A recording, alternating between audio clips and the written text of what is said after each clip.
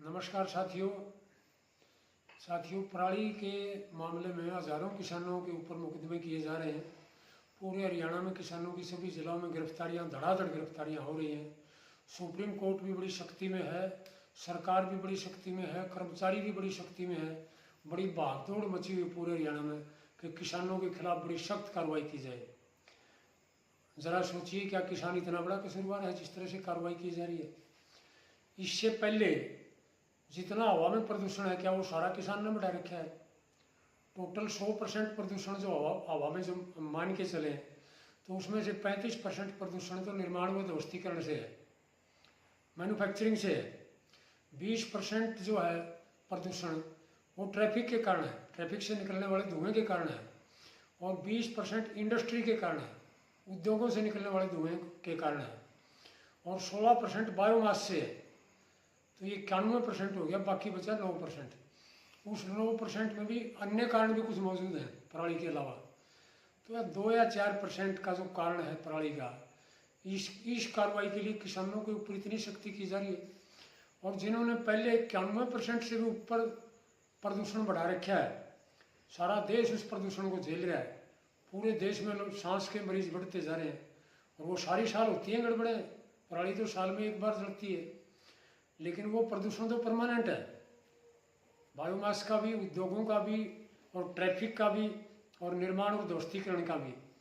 ये इतने बड़े बड़े जो कारण हैं उसके, उस पर कभी इतनी सख्ती नहीं की गई।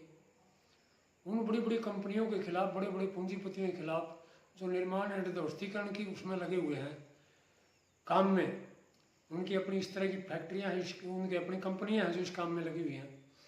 और ट्रैफिक जो ट्रांसपोर्ट के धंधे में बड़ी बड़ी कंपनियां काम करती हैं, 40 लाख जो ट्रक चलते हैं इस देश की सड़कों के ऊपर। और इसके अलावा ये जो उद्योग हैं, उद्योगों से जिस तरह का धुआं निकलता है, वो तो पहले से ही कर रहे हैं। उनके खिलाफ इतने बड़े लार्ज स्केल पर इतनी गिरफ्तारियाँ और इतनी FIR, और इस तरह से कर्मचारियों को भी सख्ती करके, सस्पेंड करके ये धड़ाधड़ कार्रवाई करो, कभी नहीं देखी गई। कभी अखबारों में इस तरह की चीज़ सामने नहीं आई, कभी मीडिया में सामने नहीं आई, कभी पुलिस थानों में इस तरह से केस नहीं देखे गए। तो क्या किसान ने इतना बड़ा दोष कर रखा है? जो 91% के लिए जिम्मेवार हैं उनके खिलाफ कोई कार्रवाई कभी सामने नहीं आई, और 5-4% प्रदूषण के लिए जिम्मेवार उनको इतनी बुरी तरह से सख्ती से लिया जा रहा है। क्या किसान 2 नंबर का नागरिक है? क्या उनको बराबर का अधिकार नहीं है इस देश में? क्या उद्योगों के मालिक और कंपनियों के मालिक 1 नंबर के हैं? उनका गुलाम है देश, वो जितना चाहे देश का प्रदूषण बढ़ाए। सारा देश उनके प्रदूषण को भुगत रहा है। उनके खिलाफ क्या कार्रवाई कर रही है सरकार, और क्या कोर्टों ने कार्रवाई की है?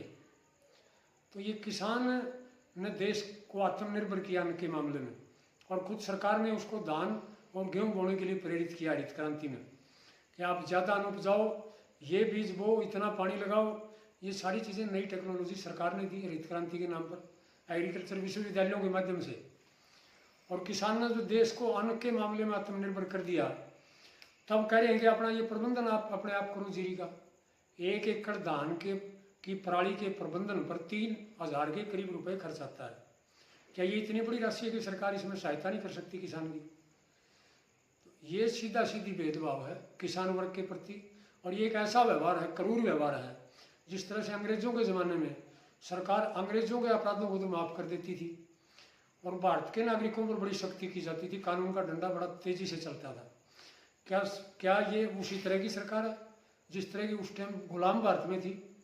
यहाँ कंपनियों के मालिक और बड़े बड़े उद्योगपति, इनके ऊपर तो कोई कानून ही लागू नहीं होता, इनकी सारी माफ़ है। 91% प्रदूषण के जिम्मेवार सारा देश एलर्जी भुगत रहा है, सारा देश में सांस के मरीज बढ़ते जा रहे हैं, और उस प्रदूषण को रोकने के लिए कोई बड़ा काम नहीं किया गया, सिर्फ कागजी कार्रवाई हो गई। यदि कागजी कार्रवाई के बजाय सख्त कदम उसी टाइम उठाए जाते तो 91% प्रदूषण होता ही नहीं। जीरी का तो मामूली फैक्टर है। तो ऐसी हालात में मेरे दिमाग में एक बात है कि भाई अपने हरियाणा में एक कहावत है, दुख आँख और फोड़िए गोगा। दुख है आँख और फोड़िए गोगा। कसूर किसी का और सजा किसी को। कसूर उन कंपनियों का है जिन्होंने पहले से ही प्रदूषित कर रखा है देश की हवा को। तो ऐसे मामले में यदि उनका थोड़ा सा मुनाफा कम कर दिया जाए, वो अरबों रुपए, खरबों रुपए मुनाफा कमा रही हो कंपनियां जिन्होंने पहले से ही देश की हवा को खराब कर रखा है, उनके मुनाफे में मामूली कटौती कर दी जाएगी और वो किसानों को दे दी जाए प्रति एकड़ 3,000 रुपये, तो किसान पराली जलाना बिल्कुल नहीं चाहता। किसान नहीं चाहता देश की हवा खराब करना। हमारी कोई ऐसी जिद नहीं है। किसान चाहता है इसका प्रबंधन हो और किसान करने के लिए तैयार है यदि सरकार किसान की मदद करे तो। और वो बहुत मामूली रकम है और वो बजट में से भी देना जरूरी नहीं है। जो प्रदूषण के जिम्मेवार है, जो बड़ी बड़ी कंपनियां, मैन्युफैक्चरिंग में लगी हुई कंपनियां, इंडस्ट्री उनकी और इनके बड़े बड़े ट्रांसपोर्टेशन कंपनियां, इनके मुनाफे में यदि मामूली कटौती कर दी जाए कुछ प्रतिशत और वो किसान को प्रति एकड़ 3,000 रुपये पराली के प्रबंधन के लिए दे दिया जाए, तो पराली चलाने की घटनाएं बिल्कुल खत्म हो सकती हैं, जीरो हो जाएंगी। ये होगा ही नहीं, लेकिन उसकी तरफ तवज्जो नहीं दे रही। उनका मुनाफा तो बढ़ाया जा रहा है, उनको तो टैक्सों में छूट दी जा रही है उन कंपनियों को तो, और उनके लिए तो सब कुछ किया जा रहा है इस देश में। उनके बैंकों के लोन भी माफ किए जा रहे हैं बड़े बड़े, और किसान की तरफ कोई ध्यान नहीं है, अन्नदाता की तरफ कोई ध्यान नहीं है, जिसने देश को अन्न के मामले में आत्मनिर्भर किया और ना उसको लागत का मूल्य मिलता है, बल्कि और ज़्यादा बोझ उसके ऊपर बढ़ाया जा रहा है। तो ऐसे हालात में साथियों और कोई विकल्प नज़र नहीं आता है। सरकार से मांग है कि वो इन बड़ी बड़ी निर्माण कंपनियों के ऊपर और दूसरी जो ट्रांसपोर्टेशन कंपनियां, इंडस्ट्रीज वगैरह हैं, इनके मुनाफे में कुछ कटौती करें, हमारी ये मांग है। और किसानों को 3,000 रुपये प्रति एकड़ का वो अर्जाना दिया जाए ताकि इस समस्या से निजात पा सकें। और जितने किसानों को गिरफ्तार किया गया है उनको तुरंत रिहा किया जाए। जितनी FIR दर्ज की गई किसानों के ऊपर उनको रद्द किया जाए और इस कार्रवाई को तुरंत बंद किया जाए। ये बिल्कुल किसान वर्ग के प्रति भेदभावपूर्ण कार्रवाई है, बहुत ही गलत कार्रवाई है, बड़ी अन्यायपूर्ण कार्रवाई है। और एक अपील मैं किसान साथियों से भी करना चाहता हूँ कि सभी किसान साथियों को जागरूक होके और संगठित होना पड़ेगा।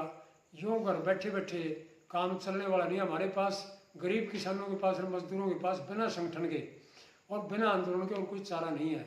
ये सरकारें हमारी नहीं है और इस व्यवस्था में आज़ादी के बाद से लेकर आज तक जितना भेदभाव किसान के प्रति किया गया है उतना भेदभाव शायद ही कि दुनिया के किसी देश में किया गया होगा।